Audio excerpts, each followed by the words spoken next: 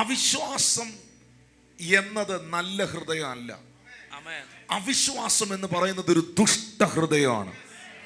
ഈ നമ്മളെ സംബന്ധിച്ച് നമ്മുടെ ജീവിതത്തിൽ നമ്മൾ കണ്ടിട്ടുള്ളത് മാത്രം വിശ്വസിക്കുന്നവരാണ്.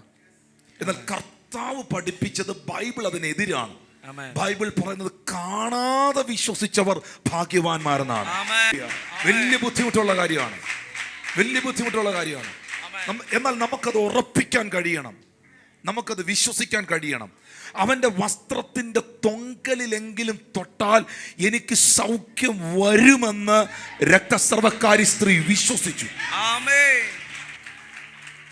അങ്ങനെ സംഭവിച്ചു. യെരിഹോ മതിലിന് ചുറ്റും ജോഷുവായുടെ നേതൃത്വത്തിൽ കാഹളം അവർ ഊതുമ്പോൾ, പാടുമ്പോൾ, സ്തുതിക്കുമ്പോൾ ഒരിക്കലും അവർ ബോംബ് വെച്ചിട്ടില്ല.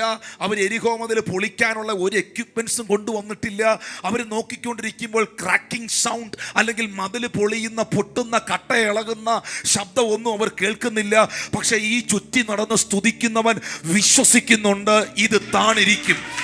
എലീശായുടെ കാലഘട്ടത്തിൽ ഒരു മനുഷ്യന്റെ കോടാലി, ഇരുമ്പ് കോടാലി വെള്ളത്തിലേക്ക് പോയ സാഹചര്യത്തിൽ, ഇരുമ്പ് കോടാലി, വാടകയ്ക്കെടുത്ത ഇരുമ്പ് കോടാലി വെള്ളത്തിലേക്ക് പോയപ്പോൾ എലീശ പ്രവാചകന്റെ അടുക്കൽ വന്ന് ഈ തൊഴിലാളി, ഈ ലേബർ, ഈ മരം വെട്ടുകാരൻ പറയുന്ന വാക്കിങ്ങനെയാണ്: പ്രവാചകനെ, ഞാൻ വാടകയ്ക്കെടുത്ത ഇരുമ്പ് കോടാലി മരം മുറിക്കുമ്പോൾ വഴുതി വെള്ളത്തിൽ പോയി. പ്രവാചകനായ എലീശ ആ ലൊക്കേഷനിൽ എത്തിയിട്ട് അവനോട് ചോദിക്കുന്നു, എവിടെയാണ് നിന്റെ കോടാലി പോയത്? അവൻ പറഞ്ഞു, ഇന്ന സ്ഥലത്താണ്. നിങ്ങൾക്കറിയാമോ, ഇരുമ്പ് വെള്ളത്തിലിട്ടാൽ താണുപോകും, തടിക്കഷ്ണം വെള്ളത്തിലിട്ടാൽ പൊങ്ങിക്കിടക്കും. എലീശ പറയുന്നു, ആ നിൽക്കുന്ന വൃക്ഷത്തിൻ്റെ കൊമ്പ് വെട്ടി വെള്ളത്തിലേക്ക് എറിയാൻ പറയുന്നു.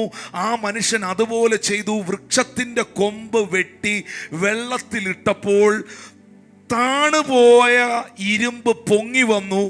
ബുദ്ധി കൊണ്ട് ചിന്തിക്കുന്നവൻ ഇത് ചെയ്യാൻ പറ്റുകയില്ല.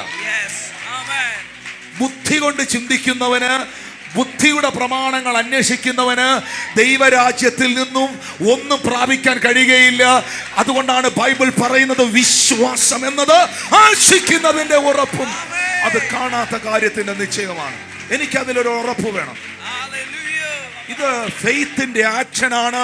ഇന്ന് പകൽ വിശ്വസിക്കുന്നവർ ഇതിനകത്ത് ഇരിപ്പുണ്ടോ? തലമുറകളെ കുറിച്ച് വിശ്വസിക്കുക, നിന്റെ ശുശ്രൂഷയെ കുറിച്ച് വിശ്വസിക്കുക, നിന്റെ ഭാവിയെ കുറിച്ച് വിശ്വസിക്കുക. അവിശ്വാസം എന്ന ദുഷ്ട ഹൃദയത്തെ എടുത്തു കളയുക.